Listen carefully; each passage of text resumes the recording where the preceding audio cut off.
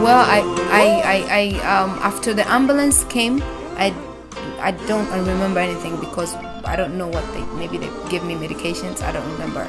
I woke up the next day, which was Tuesday, is when, after a very long time, is when I saw I'm in a hospital, and I had wires all over me. I couldn't even recognize myself. I couldn't speak. A lot of words that I heard. And then I saw a lot of people around me. A lot of people were crying. My mom was crying, and I'm just confused. Why is people crying? I'm looking at myself. I'm like, I can't even do this. I was just numb. I was like a vegetable in bed. Like, I was just there. The first voice I heard from waking up was my mom. And the most amazing thing she said was, God, who are you going to leave me with? Those are the words. The first thing I heard was my mom.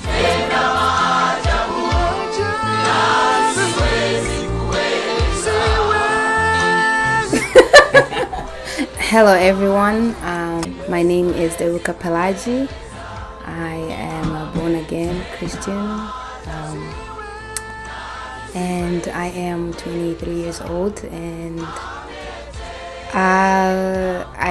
my family migrated from Rwanda to Congo. Then we became refugees in Zambia, southern of Africa, and then from being refugees for 9 years in Zambia, then we had the opportunity to come to the US, and so we came through the refugees. So how long did you guys stay in Zambia? In Zambia? We stayed there for about 9 years. Yeah. Mm-hmm.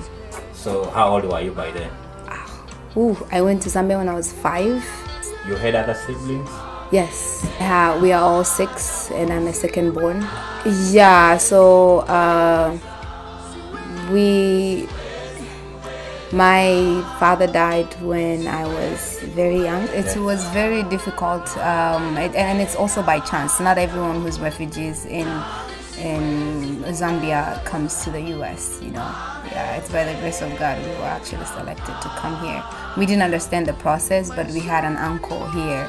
He lives in Minnesota, and he is my stepdad brother, and then he helped us through the process, and some other people. The culture. Oh, it was a crazy culture shock. Oh my goodness. I didn't understand anything that was happening around me. The crazy part was in Zambia we didn't have the opportunity to go to school.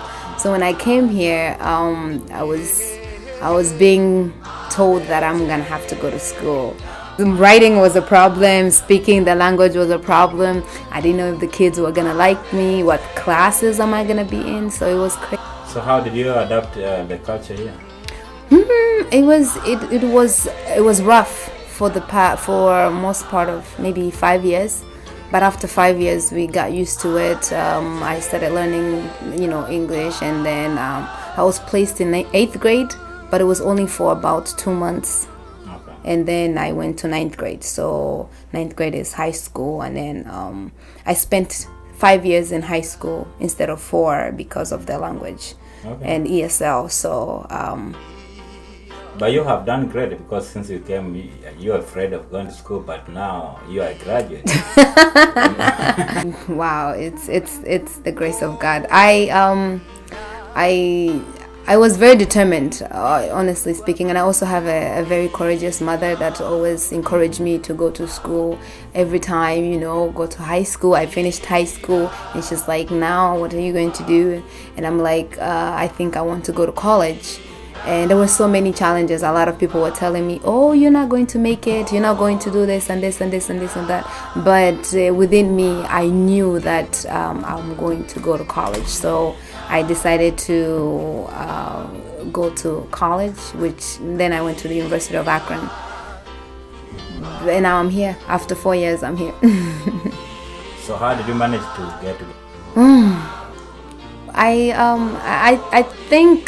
I think it has to do with self-discipline. It has to do with the determination and also wanting. It's something that you have to want to do.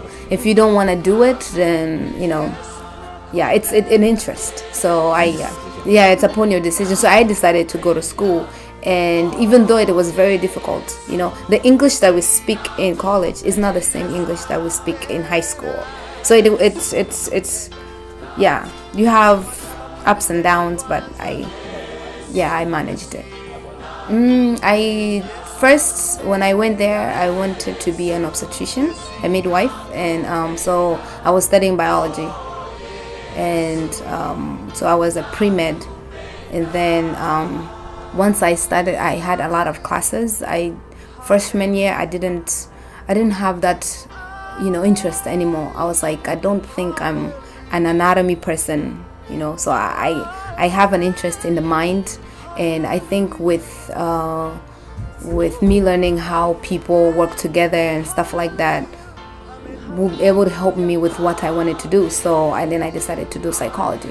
So I did psychology and sociology.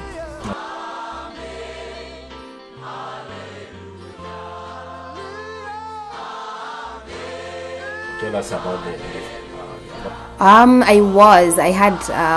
had a sleepover at my little sister's house, her and her husband. So I was having fun with my family, and then I decided to go home on Monday instead of Sunday or Tuesday. But I decided to go home on a Monday.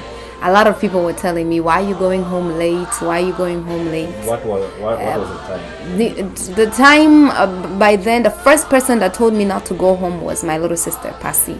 She told me don't go home by 7 p.m. Yeah, around 5 going to 7 is when I saw her, and she was like, "Don't go home. You can still stay here another night and then go home tomorrow." But I was like, I have work tomorrow, so I'm gonna have to go. And then I have a very good friend of mine who also told me, "Hey, why are you going home late? Why are you going home right now? And your sister lives right there, and your mom is there." And I was like, yeah, I still have a lot of things to do. And I was also in transition of moving from Akron back to Columbus, but I didn't go home. I went home that same day. So what did you talk to your mom before you left? Yeah, like I had the very day of the accident. Yeah, I had spoken to my mom that I'm going home, but she didn't know I was still in Columbus.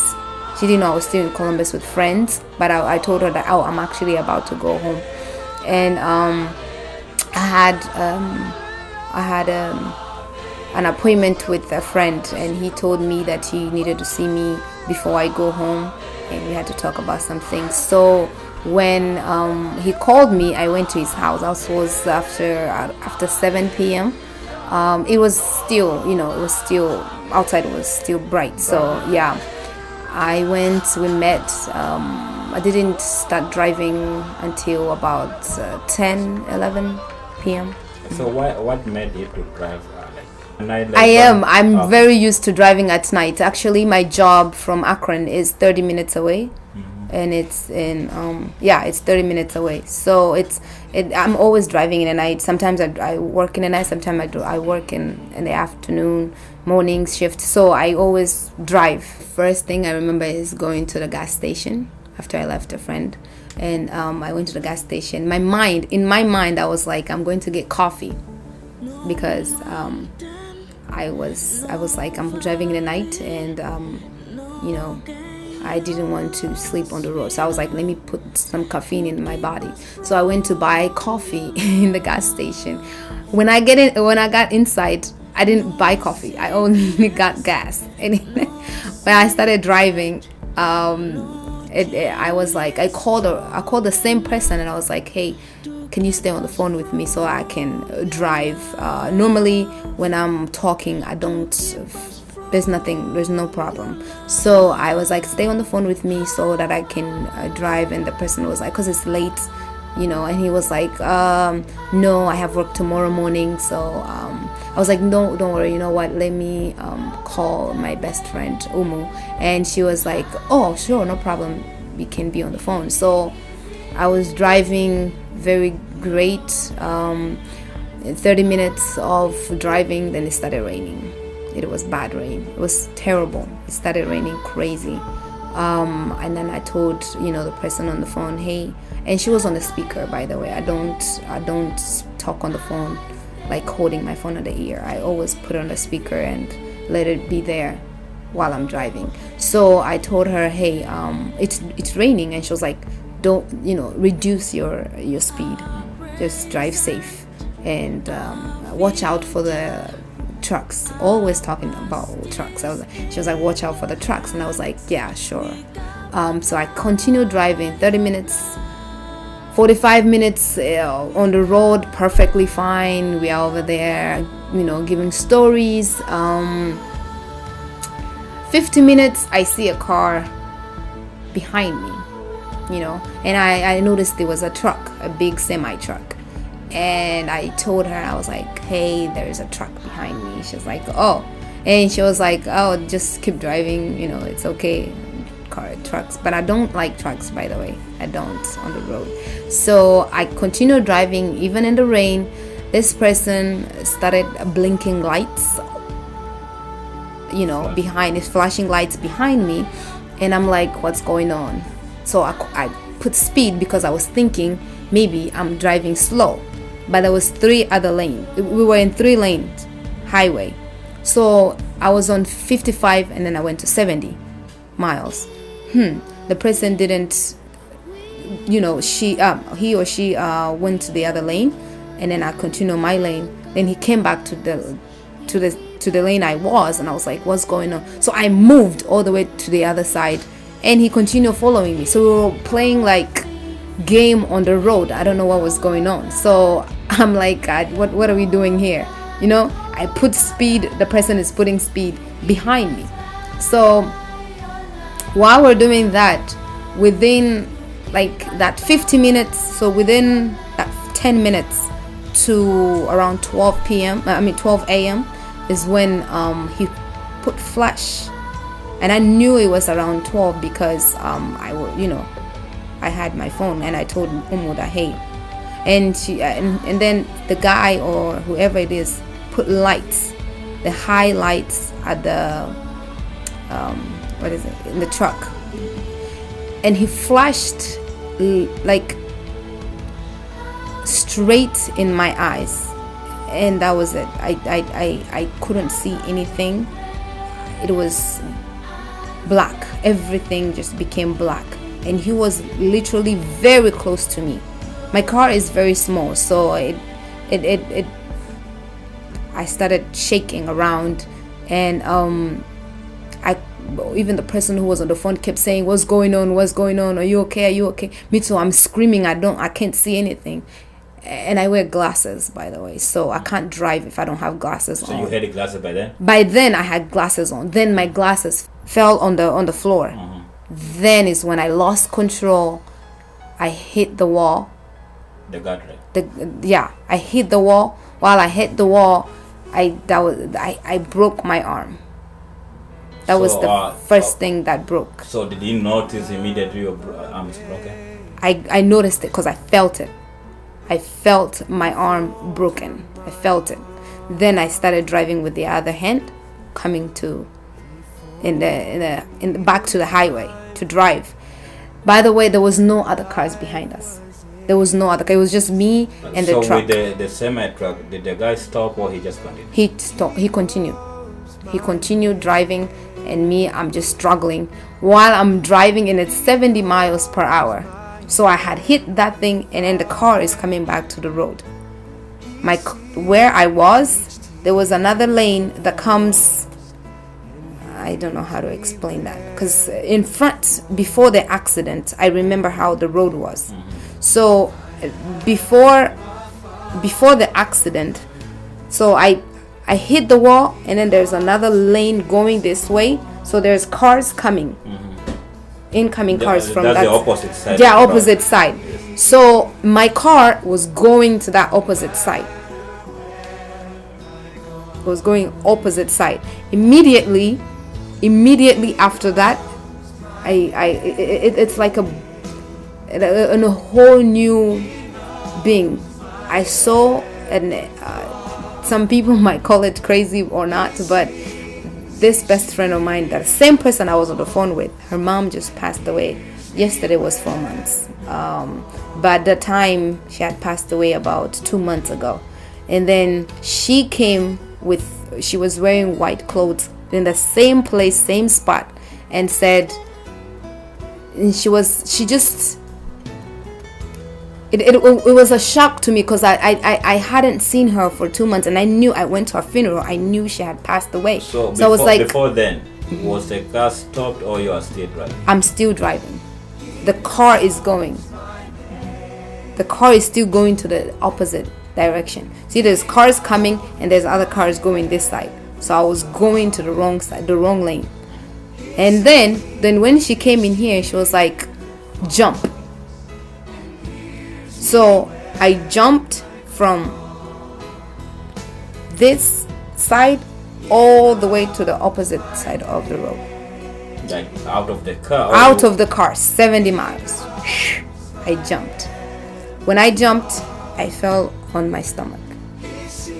My lungs had collapsed and some things in the stomach had messed up.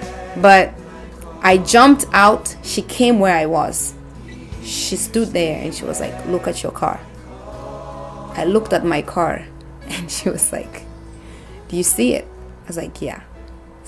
One of the thing, there's this thing, yeah, went inside the car. So do you mean you jumped off the car before the car hit the guardrail? No, I hit twice. So so first time I hit a wall. Like, you see how a highway has walls? Yeah, there's a divider in between. That wall is what I hit first. I did boom. Then I'm trying to come back on the road. So when I'm trying to come back on the road, I'm going and I'm just all over the place on the road.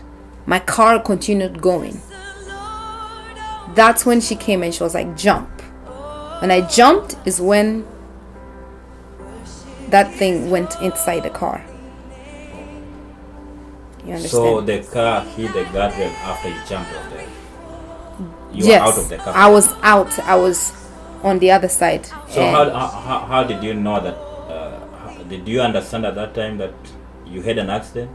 Were you like your mind of it to understand everything? I understood I had an accident the first time. The first time you hit the wall. But after that, my mind was all over because I had a shock. I was just all over the place. I didn't understand where I am. I don't understand what's going on.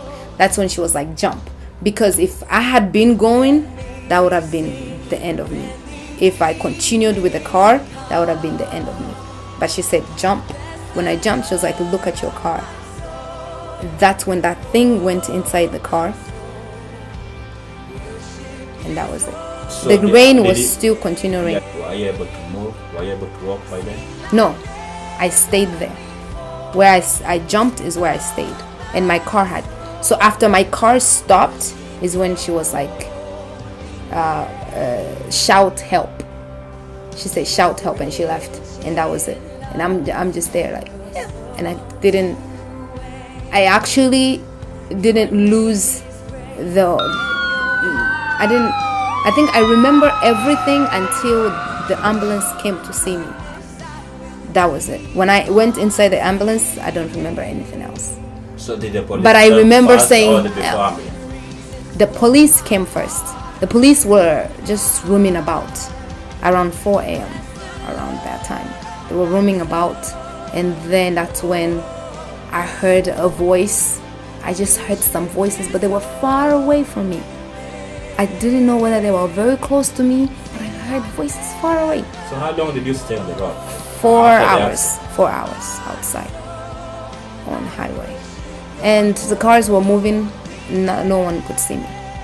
So from 12 a.m. to 4. So you didn't move like to cross with your feet, like walking through the Nope. I stayed there. Everything was broken, basically. Like I felt nothing. Like I was numb, my whole body. So after now, the police, I think that's when they found. Well, I after the ambulance came, I don't remember anything because I don't know what maybe they give me medications. I don't remember.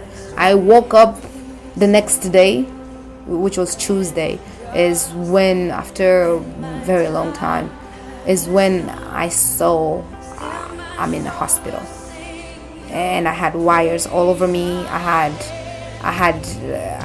couldn't even recognize myself. I couldn't speak.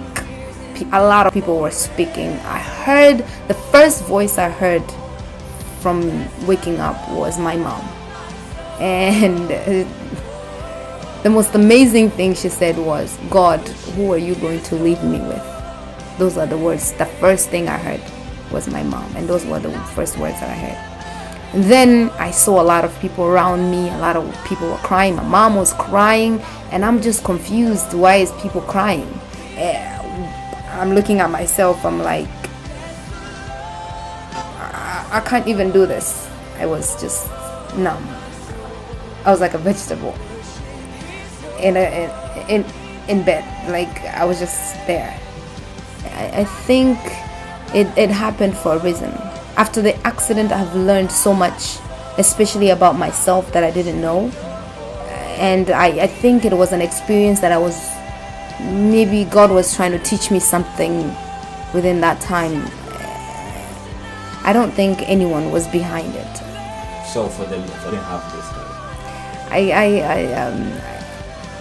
I especially for young people, I would say that there are a lot of things that distract us from following, God's ways. There is so much, especially when you're in away from home. That one I could testify to that.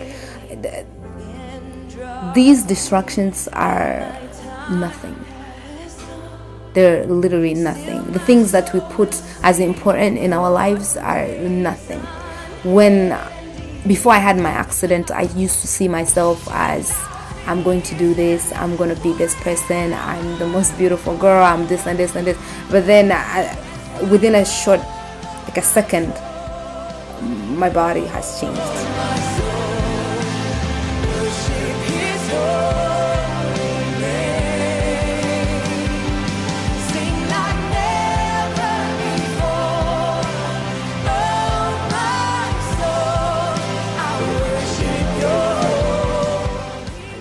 Say you are half dead, maybe by miracle of God you are speaking tonight. So after you had your mom, what came to your mind?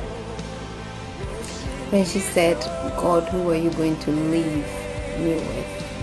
I just knew immediately that I was gone. But now I'm back. Who are you going to leave me with? Meaning I was gone, I heard her crying. I saw a lot of people coming around me crying, and the other person that I saw was my little sister that had told me before, "Don't go home." She was like, "Don't go home." But when she saw me in that bed, she started crying. She came with her husband, Prince, my big brother, Patrick, and some other people. They came to see me. And those are the first people that I recognized. But then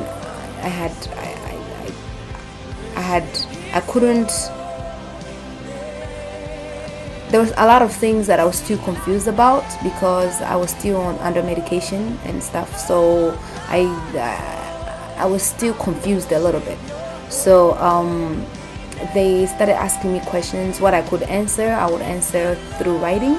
So they asked me, "Are you okay? How are you feeling?" I was responding to them by writing. So they started giving me papers, and then I would write, "I am doing well, this and this, can you tell me your name?" Then I would tell them my name. I think the most important thing I thank God about was that my head was not affected at all. I didn't get any injuries on my head, so I was able to remember and recognize a lot of things by that time.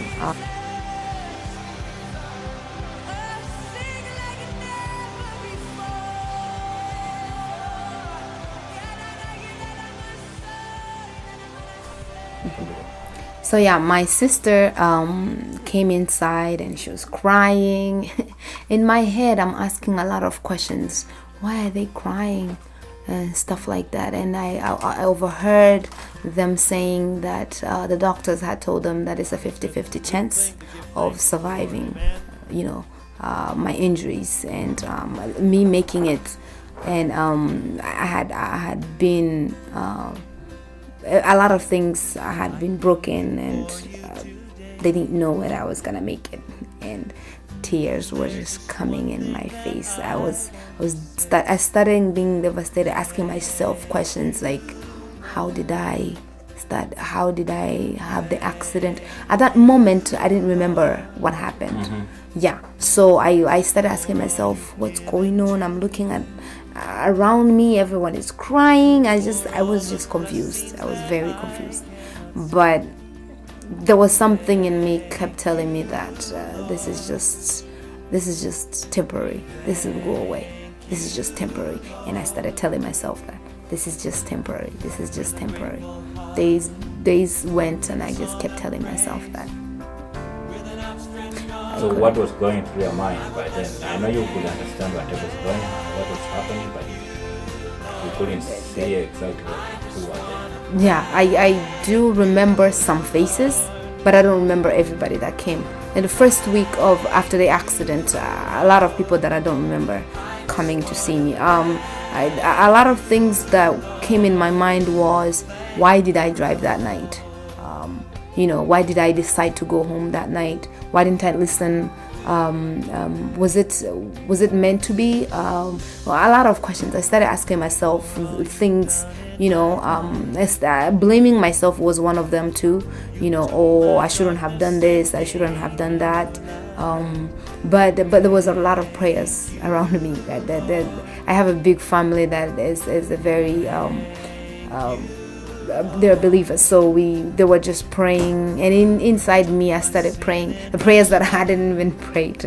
I started praying and crying and telling God, if this is your will, let it be done. If this is your will, let it be done.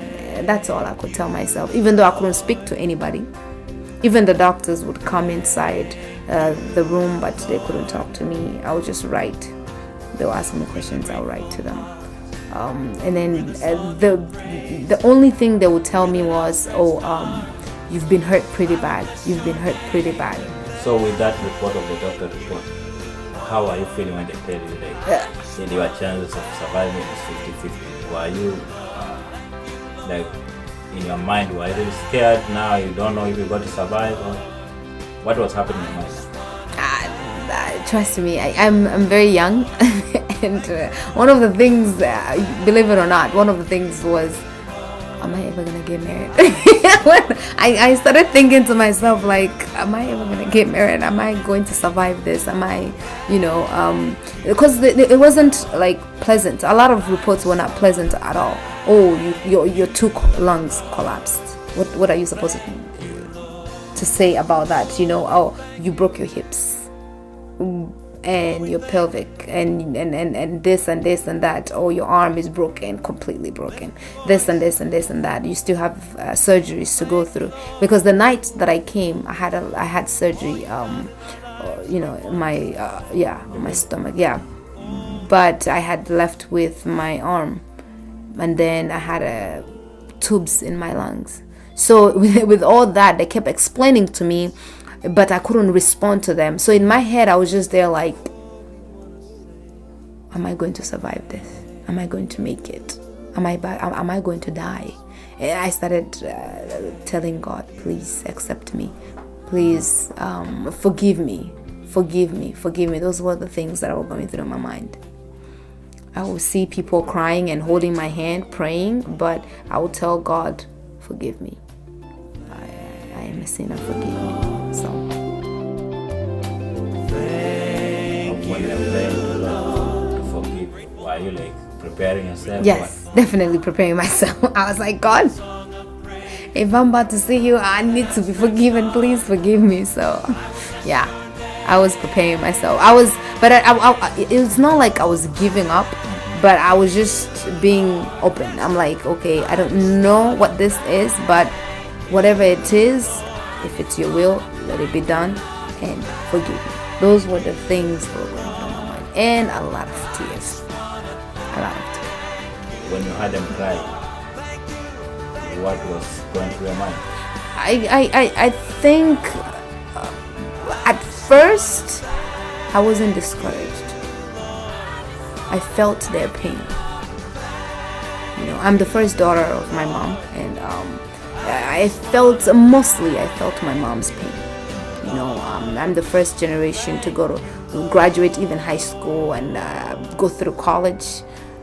Even back home, it's very difficult for people to go to, back to, in our family to go to school because of money and stuff like that. So I felt her pain, and I hadn't, the fact that I was a week away from graduating, that too, I brought a lot of tears. And even now my friends would tell me, like, can you imagine, you've worked so much, you've worked hard. I trust me, if I didn't go to school, I would have been married by now. A lot of people that they asked me to marry them came and told me, you could have been married right now, but you chose school. You chose to go to school. So I felt their pain at first. That first week, I felt the pain. But the second week, I was discouraged. Because I felt like some people were not believing that I'll make it. Yes. First week, I was okay. But then there are other people that were coming to see me, and even the tears were... I didn't understand, because when someone is sick, tears is something that they don't want to see. Do you get what I'm saying? Yes. Tell me that, hey, you're going to get out of this bed. Then, it makes sense. But that time, it didn't make sense at all. I was trying... Then I started being discouraged. I think, what are they saying? These tears, what does it mean? How was your first step to get out of that bed? How did you now feel? It's like a little kid, a little child, an infant learning how to walk. It was amazing. When I first took the first step, one of my therapists was like, so we're going for a walk. I'm like, are you kidding? Like, I can't move. 3 people had to hold me to even go to the bathroom. I actually couldn't even go to the bathroom. I had I don't know, I forgot how they call it. Yeah, so that's what I was using. So I couldn't even go to the bathroom. What do you mean by I'm going to walk? So I had so much question for the therapist, and the therapist was like, no, come on, let's move. I'm like, yeah, we're not moving. Then she brought a wheelchair, and she's like, we're moving you to the wheelchair. I was like, no, we're not moving to the wheelchair. That thing is small. I'm not getting up. I was everything in me. I was very tired. Everything was hurting. My neck was hurting. I had my chest is hurting. My stomach is hurting. My hand was hurting. Everything, literally everything was hurting me. She was like, don't worry. It's just one step at a time. One step at a time. You're going to make it. She was encouraging me. Encouraging me one step at a time. I'm like, okay, you know what? Let's go. So she put me in a chair, like you can move that chair. And she took me to the hallway of the hospital. Then she's like, hold this, I don't know how they call it, the thing that you can hold on a wall. So I hold that, and she was like, now walk. So she was holding me that side, and I was on the other side. And she's like, walk. I'm like, no. And so I was your just bending. first step, how painful was it? It was very painful. I couldn't move that time. I was like, no, I'm not taking. She's like, please come. And then I had my friends who had come to visit me. They were standing in front of me and clapping. They're like, come on, Deruka, move, come on, cheering me up. When they started cheering me up is when I had the courage. I took the first step. It was hurting. It was painful. It was very painful. I cried. I was crying. I was like, I can't. She's like, take another step. I took 2 steps, and she's like, that's okay for today. And I went back inside the room. I felt like I had went to work for the whole day, and I came back and I'm tired. It's just 2 steps. So, yeah. So from there, how did you start learning? Because even more stuff you were able to do before the accident, you couldn't do it. So how did you go to do that process? So for the whole week, I couldn't do anything. I couldn't brush my teeth. I wasn't able to take a shower because I had a lot of wires all over me. So what they would do, they were giving me bed bath. Actually, the first week they were giving me bed bath because there was a lot on me. So all they were doing was I had a feeding tube, so I couldn't eat. I had a feeding tube. The first week at the ICU, there was nothing that I could do. Second week, I started learning how to get up and be on a chair instead of the bed the whole day. Second week, chair and then the bed, chair and then the bed. I couldn't do nothing else and holding somebody's hand and actually hold them. When they come to pray with me and visit me, I will hold them. And then that second week is when I started smiling because I had a breathing machine. They took it out, and then now I had oxygen. Another little oxygen was on, so I was able to smile. You could see my lips, so I was able to smile. I started telling myself, you know what, this is just temporary. So the things that I used to do didn't matter to me at that time, like showering yourself, cooking and cleaning the house. I love to clean. So that didn't bother me a lot because I couldn't really do anything. But then I stayed upstairs in the ICU for 2 weeks. Then they took me to step down. Step down was a stage 2 where then there was a lot of physical therapy that was being involved. I had a lot of physical therapy. Every day was, a therapist will come to me and be like, let's go for a walk. I can't walk. Sometimes they will help me with hand movement just a little bit, so a lot of physical therapy that was very painful. It was very painful. Like I would take a step and tears are coming out. I would take one step and tears are coming out because it was hurting. I have never felt that pain. Even the accident, when I had an accident, I hit the wall, I couldn't feel that pain. But the walking was very painful. So the second, that was like a third week, step down, there was so much walking. But it was just like maybe 5 steps today, tomorrow another 5 steps. Maybe I'll add another 1 step, 6 steps. So it was like that. Yeah. So from there, I know you went to, I think they transferred from the hospital to the higher head hospital to the rehab. So how did you go about that, about the transportation and I first, after the accident, people would talk about I'm going to drive, and that was like it was like a sin to me, drive, because after the accident I don't like cars. I didn't want to hear anything about cars. I didn't want to hear anything about driving. So when they said now we're going to transfer you to Columbus, rehab in Columbus, I was okay with it because they said, oh, that means you're doing good. That means you're getting better. But I didn't want the experience of being in a car again. I didn't want to be in a car again. So I'm like, how are we going to Columbus? Are we going a plane? Because I'm not getting in a car. The doctor was like, no, honey, we're taking you in an ambulance. I'm like, no, I'm not going in an ambulance. So that was very difficult for me. But other than that, within me, I was moving, I was talking to friends, I was able to communicate a lot. I started talking, I think, the second week. So I was doing a lot of things my own. I started working with someone helping me. I started using, actually I left the hospital, Mansfield, once I had been in the what is it called, the bathroom. This first time I went to the bathroom only once, so I was able to do that. I had learned how to brush my teeth by myself, so I was a little bit trained to do some little things. I was able to eat better than before, because before I had a feeding tube, but now I'm able to eat regular food, regular diet, so that was helpful a little bit.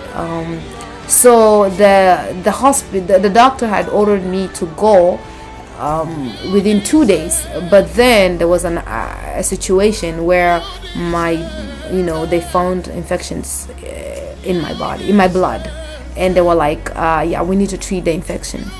And I'm like, yeah, so when am I going to Columbus? Because I know after I get to Columbus, now I'm one step away from going home.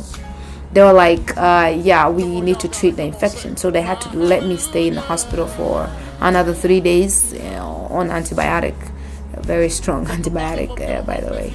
But then the doctor was like, you know what we're going to do? We're going to find a rehab that can accept, a PICC line. Then that PICC line will be able to give you, antibiotic while you're there.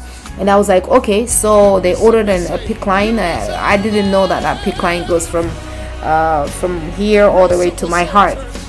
They were like, you need to be very conscious of what the things that you hold in your hand, people around you breathing on on that PICC line, because you can easily get infected. Yeah, so it was kind of, I started being like, I don't think I want that. Is there any other ways? And they were like, no, that's it. That's the only way you're going to be treated, because this infection is going to be bad if you don't treat it, especially the fact that you had a lot of injuries, and it can go your whole body. So we don't want that. We need to treat it immediately. I was like, okay, that's fine. So we've waited for the social workers to work things out with the hospital in Columbus and the hospital in Mansfield. Finally, we worked, and then the ambulance came to pick me up. Oof. You were scared to get in the ambulance? I was very scared. I was so scared. I got in the car shaking. I was shaking. I was like, I don't want to get in. And the guys, it was a lady and a guy, and they were like, you'll be fine, it's okay, we're not even gonna drive fast. I'm like, yeah, you're gonna drive fast, you're going the highway, you're going to drive fast. And then they were like, okay, let's transfer you. So put me on the bed, in an ambulance, then put him in an ambulance, and they were like, yeah, lay down. So when I'm laying down in the ambulance, I could see all the cars coming. I was like, this is a bad idea. I'm not doing it. Either way, you have to switch my bed so my legs are behind, and So I don't want to see anything. And they were like, no, this is how the bed is made in the ambulance, so you have to sit like this. And I was like, I'm not getting in it. I'm not doing it. We had to sit outside talking, negotiating how I'm going to be in the car, because I'm like, I'm not doing it. I'm not doing it. And they were like, you know what? Can you listen to us? We're not driving fast. It's 1 hour away. It's not a long time. I started telling myself, take the wheel. Do the driving. Pray to myself. I don't want to be in any other accident. I don't want anything that has to do with cars. Please take the wheel. Once I got in the car, I slept. Forced myself to sleep so I don't feel anything.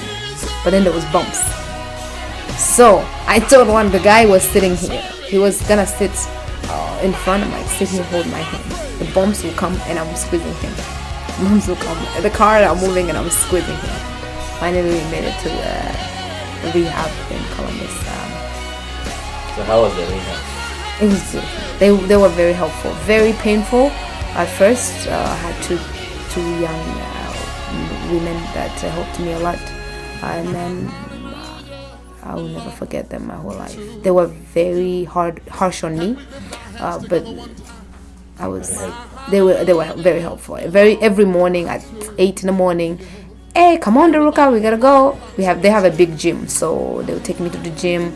First week, because I stayed there for 2 weeks. First week was just small things, and then I had occupational therapy, which they helped me, be familiar with the things in the house, how to brush your teeth, how to take a shower by yourself, things like that, how to cook by yourself, how to do these things. And by the way, I'm still not able to walk, so the physical therapy is helping me with walking, and the occupation is helping me with the things in the house.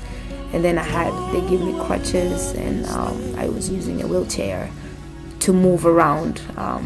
So the second week, I was able to move pretty okay. Yeah, but not by myself with a crutch, but I was moving pretty okay. So I had confidence that I could walk. You are a Christian. What can you say about this, the miracle that happened to you? I think that sometimes God forgets our sins and see one thing that you've done for him, and he remembers that. I feel like when he had remembered at least one thing that I've done for him, and then he was like, you know what, I'm going to remember this and I'm going to save you. That's how I felt. I don't know about anyone else, but that's how I felt. And as Christians, we need to stop being distracted by so many things. And for me, that was a lesson, that I need to stop being distracted by a lot of things and focus on what God wants. What is my purpose in this life? What does he want me to do? Because the things that I was being occupied with at that moment didn't matter. If I had died, would I go with it? You know what I mean? So that was the lesson for me, and I hope it will be a lesson to others. No shame, nothing could separate. Oh, love is this, your amazing love. Oh, Indiana water, Indiana mada.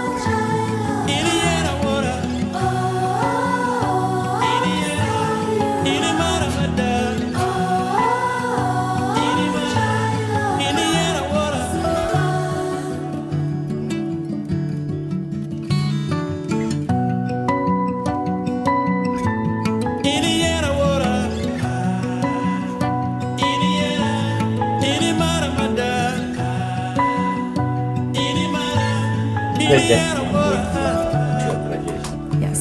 And you are prepared for graduation. How did you feel about not attending to your graduation? Now you are in hospital, other students graduated that day, and you are on the bed. How did you feel in your heart? I had spent about almost $5,000 on my graduation. I worked so hard to that graduation. I got a cake.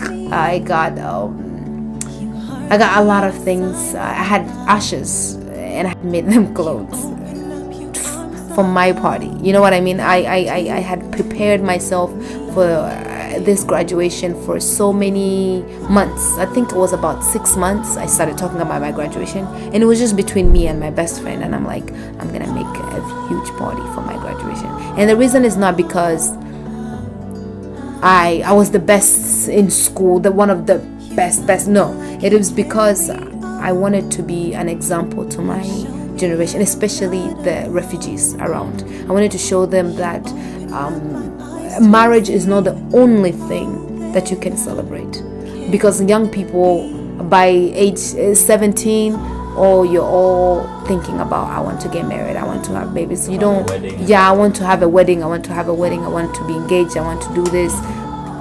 But there is other celebrations like going to school. So I wanted to show them that, hey, if you graduate, you can have a beautiful party like this. If you do this and this, you can have this. You know what I mean? So I wanted to show them that it's not all about marriage, especially the young ones going from, I'm talking about Rwandese, Burundians, Congolese. We tend to forget that education is there, and especially if you're in this country, education is there. It has been given unto us. We were deprived from education in Africa, but why are we being depriving ourselves here? So I wanted to show them that. I wanted to celebrate it with them, with all my community, but it didn't go like that. So I was very devastated. I was so mad. I was very mad. I was like, a party that I started 6 months ago. I'm talking about it. When I was in the hospital, I read an email from my professor talking about, oh, I saw you on a list of a graduate, and she was one of my favorites. And she was like, oh, Deruka, you're graduating, congratulations. I'm like, tears were coming. So she didn't know. She didn't know I was in the hospital. She didn't know I wasn't gonna. And she was like, I'm so sad. I won't be able to make it to the ceremony. If you need anything, please let me know. I was sad. I read it and I was very sad. I was like, I'm not gonna make it to the graduation. My friends threw me a party. Thanks to them, I was able to graduate in a hospital. I graduated, so like on the graduation day. So the ceremony was supposed to be on a Saturday, and I saw a lot of my friends. One of them, my roommate, Vera, and Diane, and Umu. They all came, and Lima and some other friends, and they came and they were like, oh, we're transforming you, oh, we are doing this and we are doing this. And I'm like, what's going on? I was confused.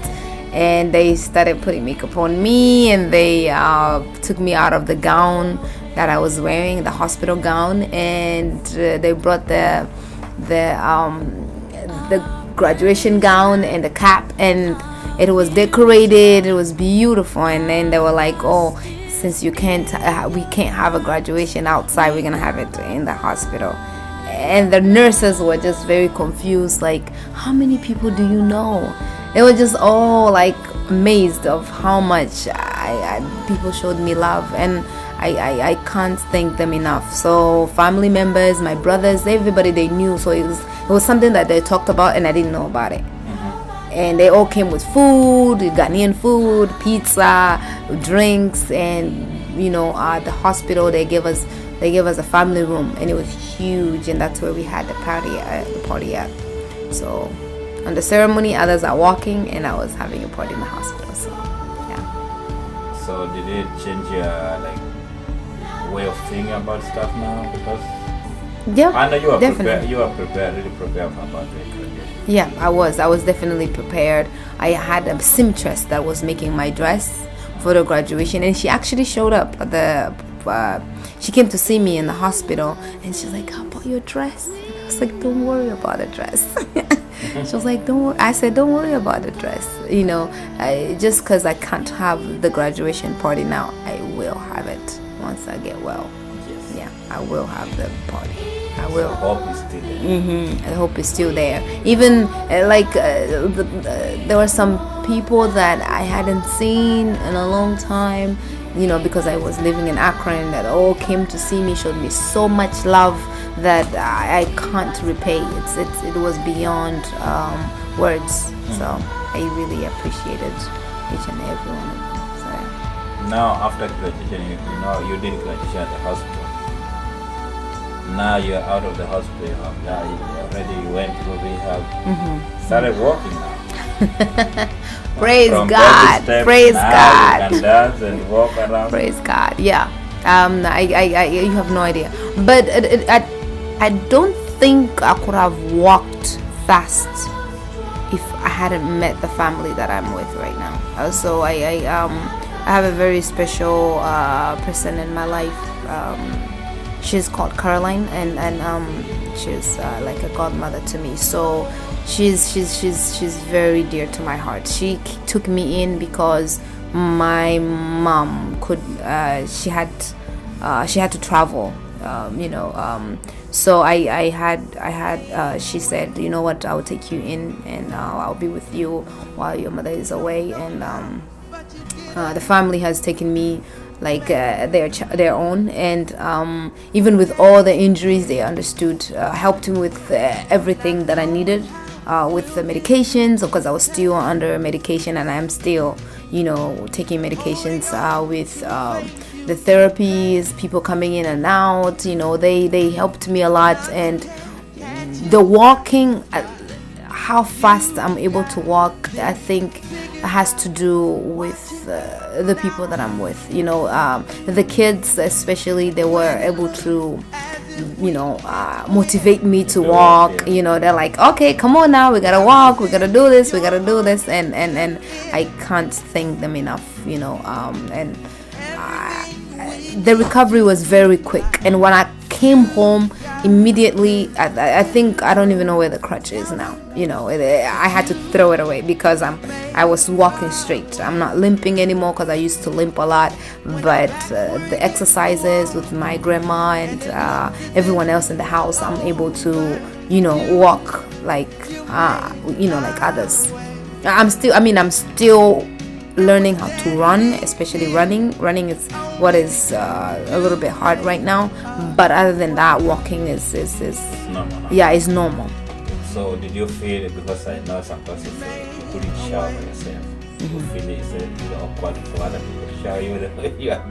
Not as awkward as being showered by a child.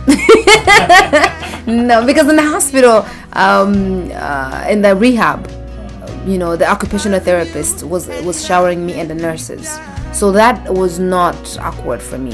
So when I came in the house, and now I have the little sisters that are helping me. I'm supposed to shower you, but now you're the one showering me. So when that happened, I was like It looks weird. yeah, it was very weird, but I was used to it. And they're nice kids, so it's not like they didn't make it too awkward for me. Yeah. Because I think they understood. Yeah, they understood and they even came to visit me in the hospital, so they understood me. So they were able to walk with me. You know what I mean? Yeah. Because I remember the walk we did at Logan, and you were able to walk like almost 100 steps. One day, that was to make it up and down. Yeah, I actually have never been on hike before my whole life. So when we took this trip to go hiking, I was like, I don't know if I'm gonna be able to make it, but I walked like 100 steps. Here in the house we have about 14 steps, but there it was 100. So imagine, I was tired, but I made it. Somehow I'll be a little bit terrified. I'm like, am I gonna fall down? Yeah, falling down was what was worrying me, because if I fall, I might injure myself more. So I was scared about that. But other than that, I was okay. I was fine. So how are you feeling right now? Oh, I feel great. I'm like on another level. I feel great physically. I'm feeling much better than before. Spiritually, I'm learning a lot. I was just reading a book I just finished it today actually, and with that, it has been teaching me a lot. Emotionally, I feel great because I have a family that is helping me. Because when people come through, they come from the kind of accident that I went through. Depression is one of thing that I go through, and I didn't go through that, and I really thank God. If I didn't have people, I could have been in a bad place. I could have been depressed, I could have been, I don't know, having anxieties and all that. But hey, guess what? Even going in a car, it takes me, maybe when we are driving, about 3 minutes, and I'm like, oh, I'm not buckled. You know what I mean? So I'm getting used to even the car. I'm getting used to a lot of things. So I thank God, and I'm also spiritually, I'm more conscious of the things that I do. I'm more conscious on my spirit, me being a Christian more than I used to. So right now I feel good. So how about your friends? You have a lot of friends. I have a lot of many friends you have around. They have been supporting you? Yes, they've been, oh my goodness, they've been great. They've come to see me a lot, cooking various food. They've been there, and I can't thank them enough. With this, financially, they've been helping. Calling me, what's up? Sometimes there are people who don't get a phone call. Hey, how you doing? But for me, once when I'm going through, once I went through this, they didn't let me be by myself. They were there 24/7. And there's this one person that was there sleeping day and night, and I can't thank him enough for that. And with all that, the love that they showed me from the beginning when they heard Deruka had an accident till now, you can't put a price on it, you know. Yeah. So what's your hope of it? What do you think about right now? Masters is what I'm I'm definitely going for masters, so hopefully in 2 years I should be, you know, either finishing or, you know, in the middle of getting my master's degree and in counseling. And also I think right now I'm not going to work as hard as I used to, because I used to, not hard but more, I used to work a lot. All my friends knows I was a workaholic. Even my mom, sometimes she'd be like, every day you're at work, day and night. Are you serious? You're not gonna come home?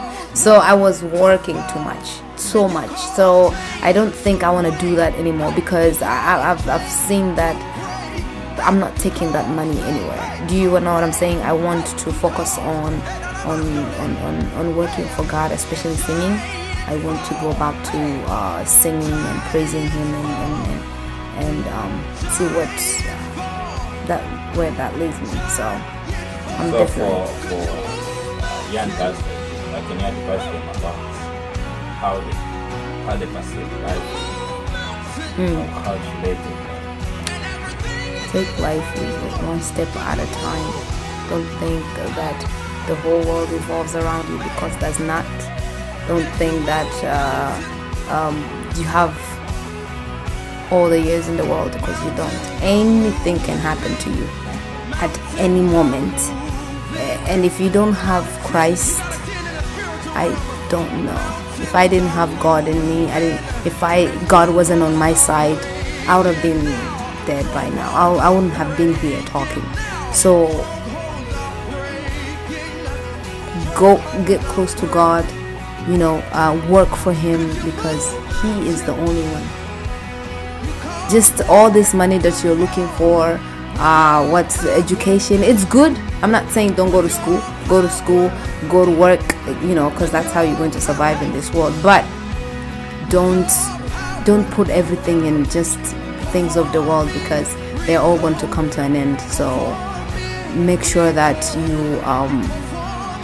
your faith is first. Your faith is first. Which fear did you have? Did you fear it? I did. At first, in the beginning, I was like, am I gonna be on a wheelchair? And I also used to stutter. I was stuttering a lot, so I didn't know whether I was gonna be able to talk straight like the way I am right now. So that was my fear. Am I gonna be stuttering all my life now, or am I gonna be on a wheelchair? But I knew with work, a lot of exercising and a lot of motivation, I would make it. So it didn't become a big deal. And then after 2 weeks, the doctors was like, all the bones that you've broken, it takes about 6 to 8 weeks to come back. So you're gonna have, it's time. Only time can heal. So you just have to be patient. Exercise your patience. So I had to be patient. With me being washed by a lot of strangers, I always tell myself, this is just short time. Patience. Tomorrow you're gonna be able to walk. Tomorrow you're going back to school. Tomorrow you're gonna go back to work. Work is something that was big for me, because I used to work a lot. I'm like, I need to go back to work. I can't be in bed. I'm someone who's always moving in and out, so that was a big deal for me. But I'll keep telling myself, hey, tomorrow you'll be able to do this. Tomorrow you'll be able to do this. So yeah. The reaction was, they It's believe huge. what was They're like, oh my goodness, is this you? I'm like, yes, it's me. I'm able to walk now. Like, are you walking? I'm like, yes, I'm walking. Yeah. So even the doctors that operated on me were shocked, you know. And the first shock was the person that saw my car. The people who came to tow the car were like, is this person still alive? The other shock was when, after I had gone home, now I just have a doctor's appointment, and the doctor was like, "Is this you?" The nurses were like, "Is this you? Like, it's just been how many, 4 5 weeks, and now you're walking." Yeah, it was very strange because it took me less time than they expected, and the recovery was very very quick. So I think it was through the prayers of the saints and telling you, the support prayers, I'm telling you, friends you had and people you had, the family people you had, just praying for you and supporting you. I think it made a big difference. They sacrifice a lot. My family sacrificed a lot. The captain family sacrificed a lot, and I can't thank them enough. My friends all over, they sacrifice a lot. Their time, their money, what. In this country, it is busy. So when someone gives you their little time, it means a lot. So with that, I had to work hard and be like, yes, I need to get out of this bed. So what is your final thought or advice?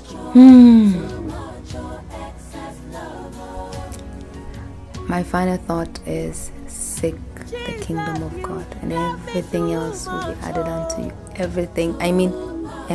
Seek Him. Don't be going around the bush. Don't do this and this and this and that. Go to Him. That's it. Because young people, this is all we think. This is me and this is the world going around. But it doesn't work like that. Anything can happen to you within like this. So just focus on Him, and everything else that you're looking for out there will come to you. So, and drive safe. Stay away from trucks. If you know you can't drive in the night, or it's raining, there's storms, don't take the risk. Stay home. Whatever you're looking for out there in the night will come tomorrow. So don't. Drive safe. The roads are crazy out there. There are crazy drivers, and you can't take the risk. So if you know you're not going to be safe, if you have that inner feeling that, hey, I shouldn't drive, then you should listen to that, because maybe that's the voice of God telling you, don't do this, and you just disobeying it and go like me. So are you ready to drive? Yeah. Give me another 2 months and then I'll be okay. Driving is, I think I'm gonna be the safest driver, but yeah. Alright, at the end of the show then we see you on the road. Driving safe. Yes, thank you so much.